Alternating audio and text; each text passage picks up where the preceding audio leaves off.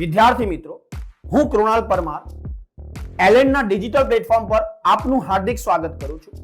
આજે આપણે 12 સાયન્સનો અગત્યનો ટોપિક ઇલેક્ટ્રોસ્ટેટિક્સ, જેને ગુજરાતીમાં સ્થિત વિદ્યુત શાસ્ત્ર તરીકે ઓળખીએ છીએ, એનો અભ્યાસ કરીશું. સ્થિત વિદ્યુત શાસ્ત્રમાં કયા ટોપિકનો અભ્યાસ કરીશું? તો સ્થિત વિદ્યુત શાસ્ત્રમાં પદાર્થને વિદ્યુત ભારિત કરવાની રીત, પદાર્થ વિદ્યુત ભાર કઈ રીતના પ્રાપ્ત કરે છે એની રીતોનો અભ્યાસ કરીશું. 3 પ્રકારની રીતોનો અભ્યાસ કરીશું. રીત નંબર 1 છે ચાર્જિંગ કરવાની રીતમાં રીત નંબર 1 છે ઘર્ષણની રીત. બીજી નંબર છે વહન દ્વારા ચાર્જિંગની રીત. ત્રીજી નંબરની રીત છે પ્રેરણ દ્વારા ચાર્જિંગની રીત. આ 3 પ્રકારની રીતનો આપણે વિગતે અભ્યાસ કરીશું. પણ તમને એવો પ્રશ્ન થાય કે સાહેબ ચાર્જિંગ એટલે શું? આવું તો ક્યાંય પ્રેક્ટિકલ લાઈફમાં એક્ઝામ્પલ કયું? તો યાદ કરાવો બેટા તમને કે ભૂતકાળમાં તમે સૂકા વાળમાં કાંસકો ફેરવો, એ કાંસકાને કાગળના ટુકડાની નજીક લઈ જાઓ તો કાગળના ટુકડા એ બાજુ એટ્રેક્ટ થતા હતા, આકર્ષિત થતા હતા. યાદ આવ્યું? જો અહીંયા એક નાનકડા કાગળના ટુકડા પડ્યા છે, એની નજીક હું ઉપરથી એક કાંસકો લાવું છું. આ કાંસકા તરફ કાગળના ટુકડા એટ્રેક્ટ થઈને ઉપર જાય છે. તો આ કાંસકા પાસે વિદ્યુત ભાર છે અને એ કાંસકા પાસે વિદ્યુત ભાર આવ્યો ક્યાંથી? ઘર્ષણ દ્વારા. ક્યાંથી આવ્યો? ઘર્ષણ દ્વારા. ચલો, આ તો પ્રેક્ટિકલ લાઈફમાં એક્ઝામ્પલ છે. આપણે હજી ઘણા બધા ઉદાહરણો સાથે પદાર્થને વિદ્યુત ભારિત કરવાની રીતોનો અભ્યાસ કરીએ. રાઈટ? તો ચાર્જિંગની રીતમાં આપણે જઈએ છીએ. ચાર્જિંગની રીત મતલબ વિદ્યુત ભારિત કરવાની રીત, પદાર્થને વિદ્યુત ભારિત કરવાની રીત. પહેલી રીત છે ઘર્ષણ દ્વારા અથવા ઘસીને. ઘર્ષણ દ્વારા અથવા ઘસીને પદાર્થને વિદ્યુત ભારિત કરવાની રીત. રાઈટ? તો આનો અભ્યાસ આપણે ચાલુ કરીએ. તો અહીંયા એક એક્ઝામ્પલ આપ્યું છું. એક વ્યક્તિ દેખાઈ રહ્યો છે તમને. અહીં 2 બ્લોક દેખાઈ રહ્યા છે. રાઈટ? આ વ્યક્તિ આ બંને બ્લોકને ઘસશે. બંને બ્લોકને એકબીજા સાથે ઘસશે.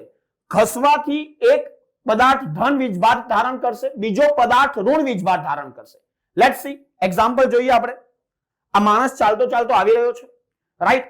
આ બંને બે પદાર્થને એકબીજા સાથે ઘસે છે. એક ધાતુનો પદાર્થ દેખાઈ રહ્યો છે, બીજો અવાહક એટલે કે લાકડાનો પદાર્થ દેખાઈ રહ્યો છે. રાઈટ? હવે થયું શું અંદર? એની પ્રોસેસ. આમાં એક પદાર્થમાંથી ઇલેક્ટ્રોન ગુમાવ્યા, બીજા પદાર્થ તરફ ટ્રાન્સફર થઈ રહ્યા છે. એક પદાર્થે ઇલેક્ટ્રોન ગુમાવ્યા, બીજા પદાર્થમાં ટ્રાન્સફર થઈ રહ્યા છે. એનો મતલબ શું? કે જે આ બંને પદાર્થ ઘસે છે, એકે ઇલેક્ટ્રોન મેળવ્યા. જેને ઇલેક્ટ્રોન મેળવ્યા ને એ ઋણ વીજભારિત થયો, અને જેને ઇલેક્ટ્રોન ગુમાવ્યા ને એ ધન વિદ્યુત ભારિત થયો. રાઈટ? તો આ બે પદાર્થ ઘસે છે એકબીજા સાથે, જેથી ઇલેક્ટ્રોન ટ્રાન્સફર થયા. આરામથી જુઓ, 2 પદાર્થને એકબીજા સાથે ઘસી રહ્યો છે માણસ. આ ઘર્ષણની રીતનું બેસ્ટ એક્ઝામ્પલ તમારી સામે રજૂ કર્યું છે. આ ઘર્ષણની રીતનું બેસ્ટ એક્ઝામ્પલ રજૂ કર્યું છે. ઇલેક્ટ્રોન ટ્રાન્સફર થતા પણ દેખાય છે માઇક્રો લેવલે.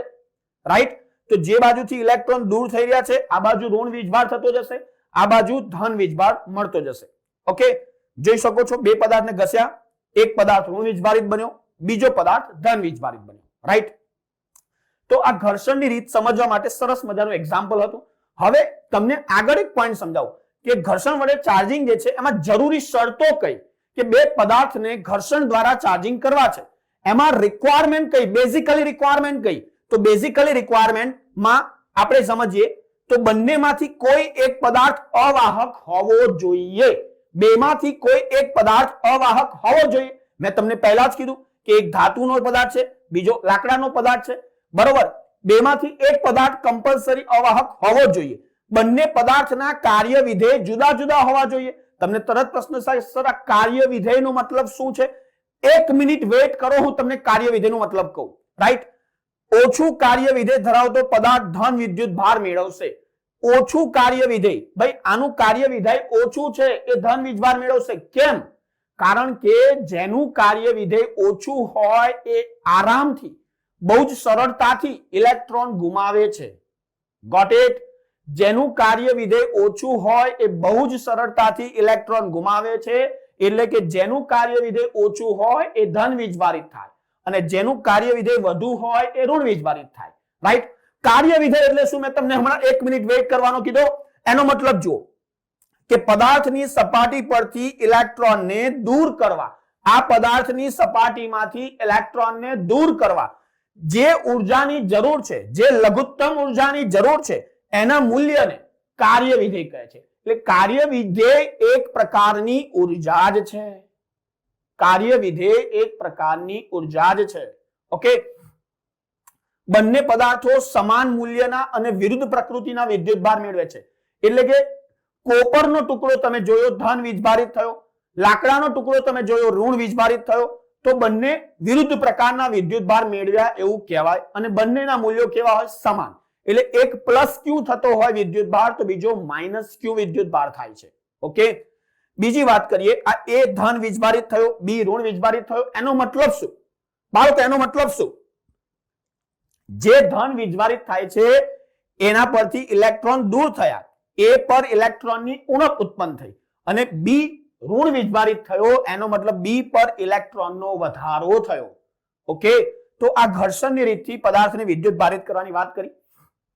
બી પર ઇલેક્ટ્રોનના વધારાના કારણે તેનું દળ સહેજ વધે છે. બી પર ઇલેક્ટ્રોનના વધારાના કારણે તેનું દળ સહેજ વધે છે અને એ પર ઇલેક્ટ્રોનની ઉણપના કારણે તેનું દળ સહેજ ઘટે છે. ઓકે, તો ઘર્ષણથી બે પદાર્થના દળમાં પણ માઇનર ફરક થઈ રહ્યો છે. રાઈટ? ઓકે, નેક્સ્ટ એક્ઝામ્પલ જોઈએ. જ્યારે ફુગ્ગાને પોલિથીન સાથે ઘસવામાં આવે, આ ફુગ્ગાને હું પોલિથીનથી ઘસું છું ત્યારે તે ધન વીજભાર મેળવશે. કોણ? ફુગ્ગો. શું મેળવશે? ધન વિદ્યુતભાર મેળવશે. અને ધન વિદ્યુત ભારિત ફુગ્ગા એકબીજા દ્વારા અપાકર્ષિત થશે. રાઈટ? જોઈએ, આ ફુગ્ગાને હું એક ઘસવામાં આવે છે, પોલિથીન વડે ઘસું છું, ધન વીજભારિત થયો. આ બીજા ફુગ્ગાને હું ધન વીજભારિત કરું છું, હવે બંને અપાકર્ષિત થયા. બે ફુગ્ગા ધન વીજભારિત છે, 100% અપાકર્ષણ થાય. બે ધન ધન વીજભાર વચ્ચે અપાકર્ષણ થાય. ઓકે, તો આ એના માટે વાત કરીએ, જ્યારે એક વિદ્યુત ભારિત વાહકને બીજા વિદ્યુત ભારિત વાહકના સંપર્કમાં લાવવામાં આવે ત્યારે જ્યાં સુધી બંનેના સ્થિતિમાન સમાન ન થાય ત્યાં સુધી વિદ્યુત ભાર એક વાહક પરથી બીજા વાહક પર સતત વહે છે. આ સ્ટેટમેન્ટ આપણને બીજી રીત તરફ લઈ જઈ રહ્યું છે. વિદ્યુત ભારિત કરવાની વહનની રીત, પદાર્થને વિદ્યુત ભારિત કરવાની વહનની રીત તરફ આપણે જઈ રહ્યા છીએ આ સ્ટેટમેન્ટનો ઉપયોગ કરીએ. તો વહન દ્વારા ચાર્જિંગ, બે પદાર્થને શું કીધું આપણે? એકબીજાના સંપર્કમાં લાવવામાં આવે ત્યારે જ્યાં સુધી બંનેના વિદ્યુત સ્થિતિમાન સમાન ન થાય ત્યાં સુધી વિદ્યુત ભારની આપલે થાય છે બાળકો. તો વહન દ્વારા ચાર્જિંગ સમજીએ આપણે. આ એક વિદ્યુત ભારિત ગોળો છે, આ બીજો તટસ્થ ગોળો છે. આ બંનેને વાયર એટલે કે કનેક્ટ કરવામાં આવે, વાહક તારથી જોડવામાં આવે તો આનો બધો જ વિદ્યુતભાર આ બાજુ ટ્રાન્સફર થાય છે. ક્યાં સુધી ટ્રાન્સફર થશે? જ્યાં સુધી બંનેના વિદ્યુત સ્થિતિમાન સમાન ન થાય ત્યાં સુધી વિદ્યુત ભારની આપલે થાય છે બાળકો. ઓકે, અહીંયા આપણે આગળ વાત કરીએ. જ્યારે એક વિદ્યુત ભારિત વાહકને બીજા વિદ્યુત ભારિત વાહકના સંપર્કમાં લાવવામાં આવે ત્યારે જ્યાં સુધી બંનેના સ્થિતિમાન સમાન ન થાય ત્યાં સુધી વિદ્યુત ભાર એક વાહક પરથી બીજા વાહક પર સતત વહે છે. તો અહીંયા સંપર્કમાં લાવવા માટે મેં શેનો ઉપયોગ કર્યો બાળકો? બે ગોળાને સંપર્કમાં લાવવા માટે મેં વાહક તારનો ઉપયોગ કર્યો. દેખાય છે ને? રાઈટ? તો પણ અહીંયા એક ઇન્ટરેસ્ટિંગ વસ્તુ શું છે કે બંને ગોળા જે દેખાઈ રહ્યા છે, બંને ગોળા જે દેખાઈ રહ્યા છે સમાન પરિમાણના છે, સમાન ડાયમેન્શન છે, બંનેના સાઈઝ સરખા દેખાઈ રહ્યા છે. પણ તમને તરત પ્રશ્ન થાય કે સર સમાન સાઈઝ ના હોય તો શું? તો શું વિદ્યુત ભારની આપલે નહીં થાય? થશે. જો અલગ અલગ સાઈઝના બે ગોળા લઈએ, આ મોટો ગોળો છે, આ નાનો ગોળો છે, આ બંનેને હું વાહક તારથી કનેક્ટ કરું છું, આ વાહક તારથી જોઈન્ટ કરું છું, તો પણ વિદ્યુત ભારની આપલે થાય છે. તો પણ વિદ્યુત ભારની આપલે થાય છે. રાઈટ? અને આ ગોળો આ ગોળાને વિદ્યુત ભાર આપે જ છે. સાઈઝ અલગ અલગ છે. ક્યાં સુધી? ફરીથી એ જ સ્ટેટમેન્ટ કે જ્યાં સુધી બંનેના સ્થિતિમાન સમાન ન થાય ત્યાં સુધી વિદ્યુત ભાર એક વાહક પરથી બીજા વાહક પર સતત વહે છે, સતત વહે છે, જ્યાં સુધી બંને ગોળાના સ્થિતિમાન સમાન ન થાય ત્યાં સુધી. ઓકે, તો આ વાત થઈ. હવે વહન દ્વારા ચાર્જિંગની રીતમાં એક અગત્યના જરૂરી શરતો જોઈ લઈએ. તો પહેલી શરત શું કહે છે? બંને પદાર્થો સુવાહક હોવા જોઈએ. બંને પદાર્થ કેવા હોવા જોઈએ? સુવાહક. જ્યારે ઘર્ષણની રીતમાં આપણે યાદ કરાવું તમને, મેં કીધું બેમાંથી એક પદાર્થ અવાહક હોવો જોઈએ. રાઈટ? બંનેના સ્થિતિમાન સમાન ન થાય ત્યાં સુધી વિદ્યુત ભારનું વહન ચાલુ રહે છે. જ્યાં સુધી બંનેના સ્થિતિમાન સમાન ન થાય ત્યાં સુધી વિદ્યુત ભારનું વહન ચાલુ રહેશે. ત્રીજો પોઈન્ટ, બંને પદાર્થો સમાન પ્રકૃતિનો વિદ્યુત ભાર મેળવશે.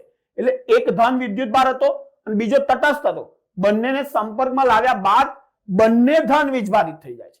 ઓકે, સમાન પ્રકૃતિના વિદ્યુત ભાર મેળવશે. નાનકડા એક એક્ઝામ્પલ થી હજી આ વહન દ્વારા ચાર્જિંગ ને થોડું વ્યવસ્થિત સમજીએ આપણે. રાઈટ, તો એક એક્ઝામ્પલ કહું છું. જ્યારે વિદ્યુત ભારનું વહન અટકશે, એટલે જ્યારે બે ગોળામાં આપલે થઈ એ વહન અટકશે, ત્યારે બંને સુવાહકો સમાન પ્રકારનો વિદ્યુત ભાર મેળવશે. સાચું કે ખોટું? આ વિધાન સાચું છે કે ખોટું? યાર, આ વખતે પણ નીટમાં તમે જુઓ કે વિધાન સાચું ખોટું વાળા ક્વેશ્ચન્સ આવી રહ્યા છે. તો સ્ટેટમેન્ટ્સ પણ ખૂબ અગત્યના હોય છે. આવા સ્ટેટમેન્ટ્સ પણ ખૂબ અગત્યના હોય છે. તો આ વિધાન સમજીશું કઈ રીતના?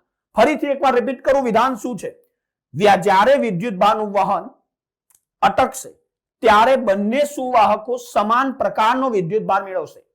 પહેલી વાત કરીએ, સોલ્યુશન સમજીએ. આ વિધાન સાચું છે કે ખોટું સમજવા એક સ્ટેટમેન્ટ લખ્યું. જો બંને સુવાહકો સમાન હોય, એટલે પહેલું ઉદાહરણ આપણે જોયું, સમાન ગોળા લીધા હતા, બંને ગોળા સમાન લીધા હતા. જો સમાન હોય તો તે સત્ય છે. જો બંને સુવાહકો સમાન ન હોય તો તે ખોટું છે. તો વિધાનની અંદર પણ એક વસ્તુ શીખવા મળી આપણને કે જો બે ગોળા સમાન હોત તો સમાન મૂલ્યનો વિદ્યુત ભાર મેળવત, અને જો સમાન ન હોત, બંને ગોળા સમાન ન હોત, એટલે બીજું એક્ઝામ્પલ, તો બંને સમાન વિદ્યુત ભાર મેળવત નહીં. હજી એક એક્ઝામ્પલ સમજીએ. જો બંને સુવાહકો સમાન હોય તો તેમના વિદ્યુત ભાર સમાન થશે જ્યારે તેમના સ્થિતિમાન સમાન બનશે. બે ગોળા સમાન પરિમાણ વાળા હશે અને જો બંનેના સ્થિતિમાન સમાન થઈ ગયા તો બંને સમાન વિદ્યુત ભાર મેળવશે. બંને કેવો વિદ્યુત ભાર મેળવશે? સમાન વિદ્યુત ભાર મેળવશે. કેવો મેળવશે? વિદ્યુત ભાર સમાન થશે. ઓકે, ત્રીજી વાત કરીએ. જો બંને સુવાહકો સમાન ન હોય, બંને સુવાહકો સમાન ન હોય, એટલે ગોળો મોટો હોય, બીજો ગોળો નાનો હોય, તો તેમના સ્થિતિમાન સમાન થાય ત્યારે વિદ્યુત ભાર સમાન નહીં હોય. વિદ્યુત ભાર સમાન નહીં હોય. ઓકે, તો આ વહનની રીતમાં સમજવા જેવી વાત છે. હજી આને વ્યવસ્થિત સમજવાનું છે.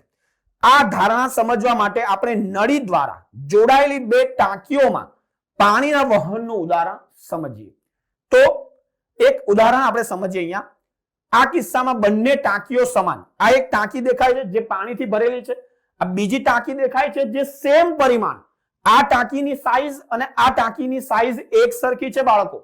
બંને સમાન પરિમાણના છે. બંને ટાંકીઓ સમાન હોવાથી બંને ટાંકીઓમાં પાણીની માત્રા સમાન થશે. બંને ટાંકીઓમાં પાણીની માત્રા સમાન થશે. ક્યારે? જ્યારે આ નોબ ખોલવામાં આવે ત્યારે. પણ તમને એવો પ્રશ્ન થાય કે સર આમાંથી પાણી આમાં ક્યાં સુધી જશે? જ્યાં સુધી બંનેમાં પાણીનું પ્રેશર સરખું ન થાય ત્યાં સુધી.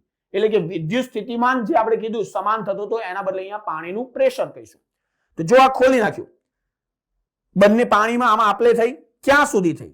બંનેનું પ્રેશર સેમ થઈ ગયું, સેમ સ્તર પર. અંતે બંને ટાંકીઓમાં પાણીનું સ્તર સમાન છે. બંનેનું સ્તર સમાન છે ત્યાં સુધી પાણીની આપલે થઈને.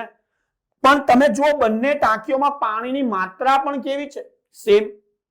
પાણીની માત્રા પણ એક સરખી જ દેખાઈ રહી છે. દેખાય છે ને? તો આ આપણે બે સમાન ગોળા સાથે કમ્પેર કરી શકીએ. બે સમાન ગોળા સાથે આને સરખાવી શકીએ. ઓકે, પણ અસમાન ગોળા સાથે સરખાવવા માટે આપણે એક બીજું એક્ઝામ્પલ ધ્યાનમાં લઈએ. રાઈટ, તો બીજા એક્ઝામ્પલમાં આ ટાંકી અને આ ટાંકી જુદી જુદી દેખાઈ રહી છે. આ ટાંકી અને આ ટાંકીની સાઈઝ અલગ અલગ દેખાઈ રહી છે. બંને ટાંકીઓ સમાન ન હોવાથી પાણીની માત્રા જુદી જુદી હશે. જે આપણે અસમાન ગોળાની વાત કરી એમ. હું અહીંથી નોબ ખોલું ત્યાં સુધી પાણીની આપલે થશે જ્યાં સુધી બંનેના સ્તર સમાન ન થાય. યાર, બંનેના સ્તર સમાન થઈ ગયા, સ્તર સમાન થઈ ગયા, ગુડ. પણ આમાં પાણીની માત્રા વધુ હશે, આમાં પાણીની માત્રા ઓછી હશે. રાઈટ, તો બંને ટાંકીઓમાં પાણીનું સ્તર સમાન છે પણ પાણીની માત્રા જુદી જુદી હશે. આમ વહનની રીતથી હું કહી શકું કે એક બે સમાન ગોળા હોય તો સમાન વિદ્યુત ભાર વહેંચાશે અને અસમાન ગોળા હોય તો અસમાન વિદ્યુત ભાર વહેંચાશે. આ એક સરસ મજાના ઉદાહરણથી આપણે એની ચર્ચા કરી. ઓકે, હવે પ્રશ્ન આવે કે રીત નંબર 3.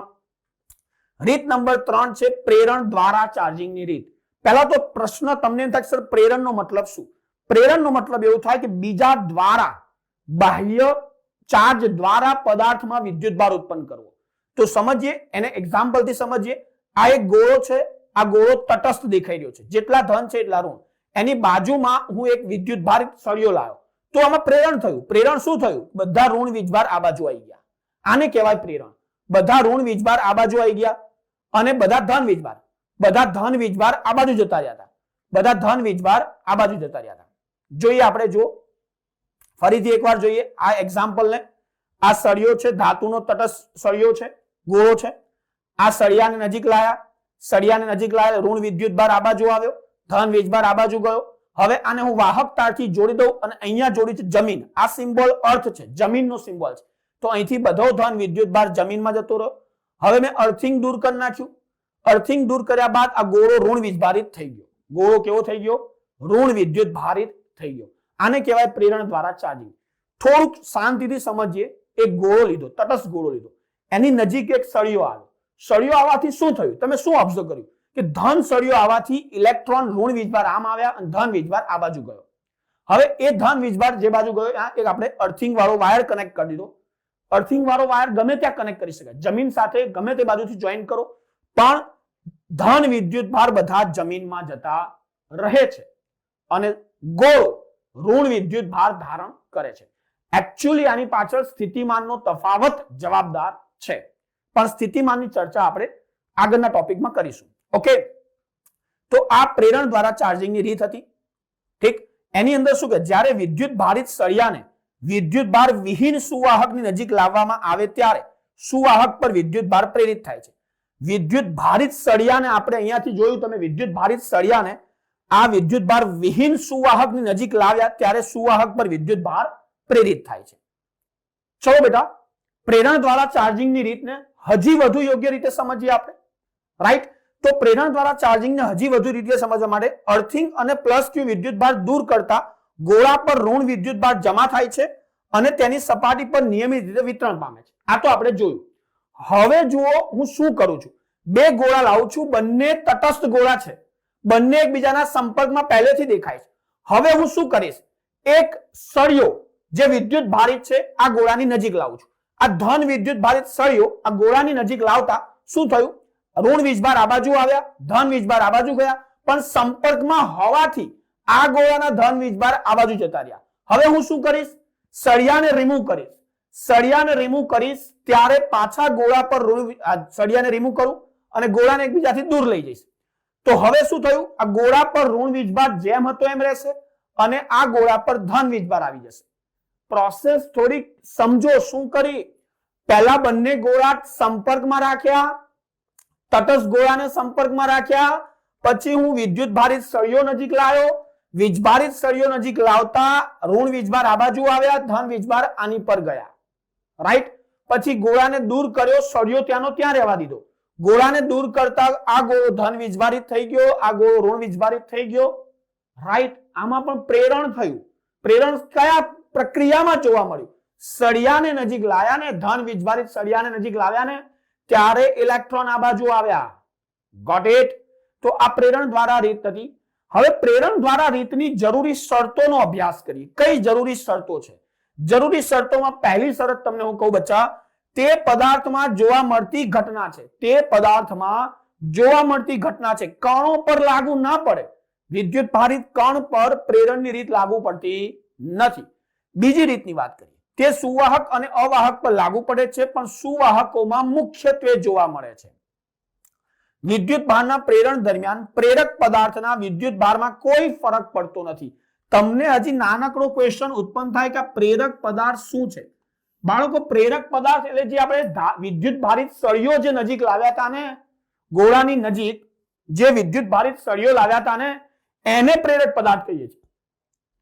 ઓકે, હજી આગળ એક નાનકડી ટોપિકની ચર્ચા કરીએ. આપણે નાનકડા ટોપિકની ચર્ચા કરીએ કે પદાર્થને વિદ્યુત ભારિત છે કે નહીં એ ચેક કેમ ન કરવો. પદાર્થ વિદ્યુત ભારિત છે કે નહીં એ ચેક કરવા માટે ઇલેક્ટ્રોસ્કોપ નામના સાધનનો અભ્યાસ કરીએ છીએ. ઇલેક્ટ્રોસ્કોપ, તેનો ઉપયોગ વિદ્યુત ભારની હાજરી ચકાસવા માટે થાય છે.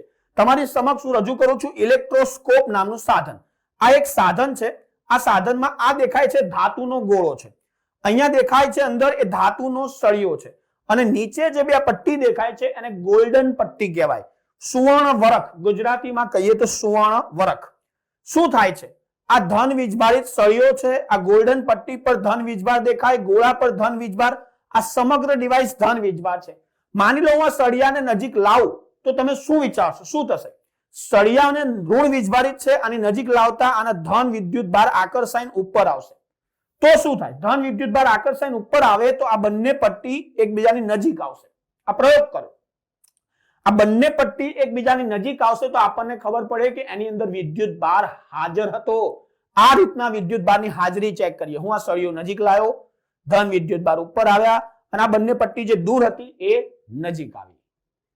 મસ્ત પ્રેઝન્સ ઓફ ચાર્જ ચેક કર્યું આપણે. મસ્ત રીતે અહીંયા વિદ્યુત ભારની હાજરી ચકાસી આપણે. ઓકે, બીજી વાત, આ ધન વિદ્યુત ભારનો સળિયો લાવું તો શું થાય? આ સિસ્ટમ તો ધન વીજભારિત જ છે. હું ધન વીજભારનો સળિયો નજીક લાવીશ તો આ ધન વીજભાર હવે નીચે ઉતરશે અને જો આ ધન વીજભાર નીચે ઉતરશે તો આ બે પટ્ટીઓ હજી દૂર જશે. લેટ્સ સી, જોઈ લઈએ આપણે. આ ધન વીજભાર નજીક લાવ્યો હું, આ નીચે ગયો ધન વીજભાર તો આ પટ્ટી દૂર થઈ. રાઈટ? આ રીતના આપણે વિદ્યુત ભારની હાજરી ચકાસી શક્યા. સરસ મજાનો પ્રયોગ છે. એનસીઈઆરટી માં પણ આ આકૃતિનો ઉલ્લેખ કરેલો છે. રાઈટ? અને અહીંયા પદાર્થ વિદ્યુત ભારિત કઈ કઈ રીતે કર્યા આપણે એની ચર્ચા કરી.